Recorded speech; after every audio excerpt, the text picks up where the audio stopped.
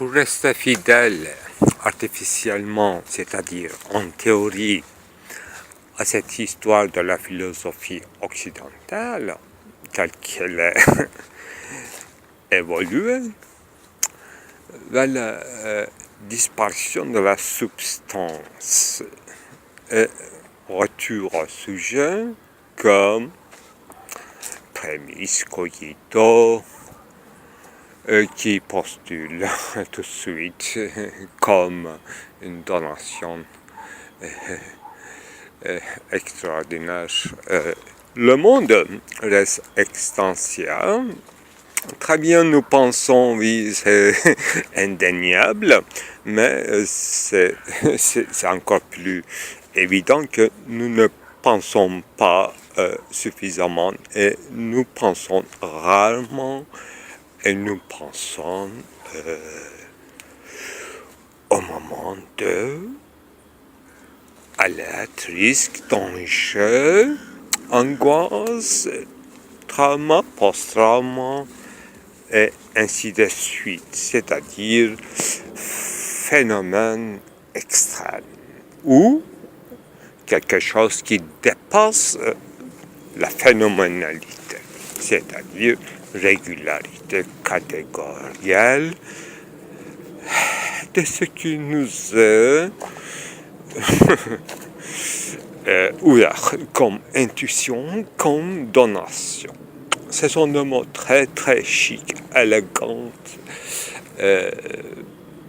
Moi, je suis dans un espace où je tourne autour des objets, j'en prends des morceaux, ce qu'on appelle Abstandungen.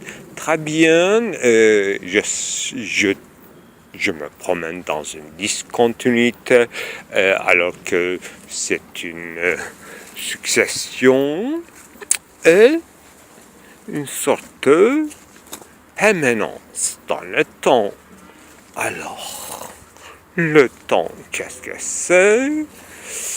Voilà, toute l'histoire moderne de la philosophie se coince autour de cette grande difficulté du temps, tant mieux, et l'espace encore, je dirais négligé, mais c'est de l'espace, de l'expérience même de l'espace, de cette partes extra partes ou omnia ou nunc stanza ou je ne sais quoi, c'est de l'espace que le problème du temps se ressurgit et qui fait le problème dans toute cette fraîcheur comme à l'époque de Héraclite, le temps. Lui, il était allégorique, oui, il était le premier ancien philosophe, etc. Mais cette histoire de échiquier égal au temps, cet hasard. Et le modèle, surtout Husserl, essaie de remodeler selon l'objectivité cette expérience minutieuse de l'objectivité. Mais ça s'explique quoi? Interactivité. Il était, à mon avis, insensible à la problème de nature, au darwinisme,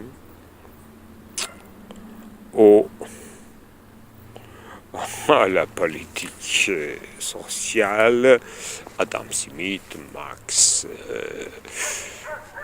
encore moins Hegel. Il ignore presque tout. Il ignore. C'est une...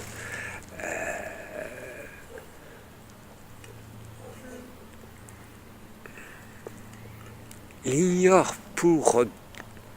Il ignore délibérément. Donc c'est un acte philosophique pitoyable parce qu'il fait époquer. Alors, il prend sérieux, à mon avis, comme facticité, tout de suite, cette immanence de cogito cogitarum devient une universalité transcendantale. Oui, acceptons que, oui, nous sommes complètement à la fois atomiques, à la fois universels, et nous sommes solus ipse, chacun à son côté. D'abord, son fils mort dans les guerres,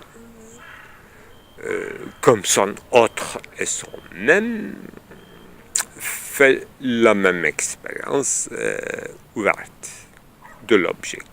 Il est mort, il est crevé. Nous allons aussi, nous serons crevés.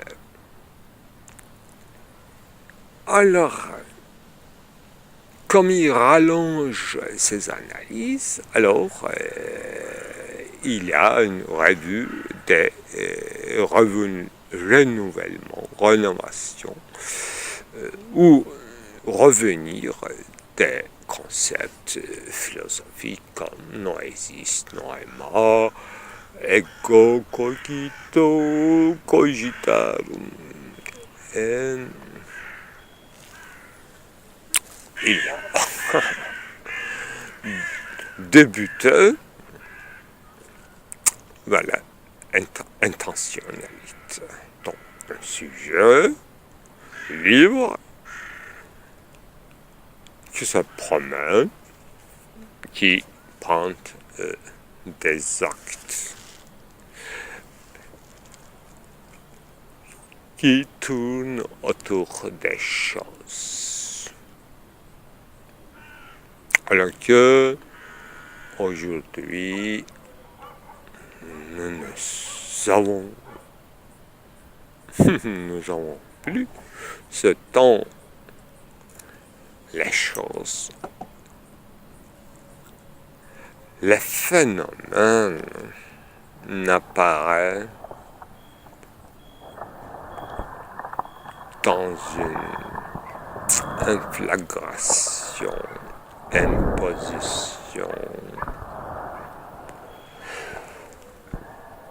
sans intentionnalité.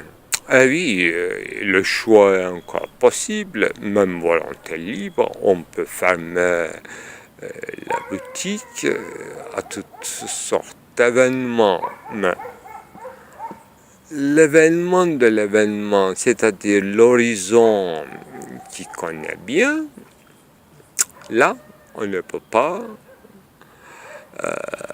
s'en échapper. L'horizon, le monde, Welt.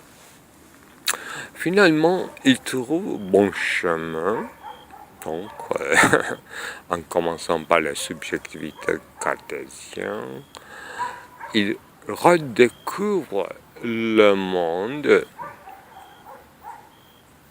non pas le monde empirique seulement, et son horizon. Là, son travail est achevé. Cet horizon, d'où découlent et coulent toutes les couchers du soleil, tous les vents et tous les végétaux, et tout vivant, corruption, génération, est bizarrement aussi une sorte de Reich, un système de droit qui dit ceci ou cela, une sédimentation de nos actes prohibitifs. Voilà, ce n'est qu'un petit article qui ne dit rien, qui ne clôt rien, mais qui déclenche malheureusement une nouvelle, je ne dirais pas conception, mais d'un air erratique. Si l'homme décide de se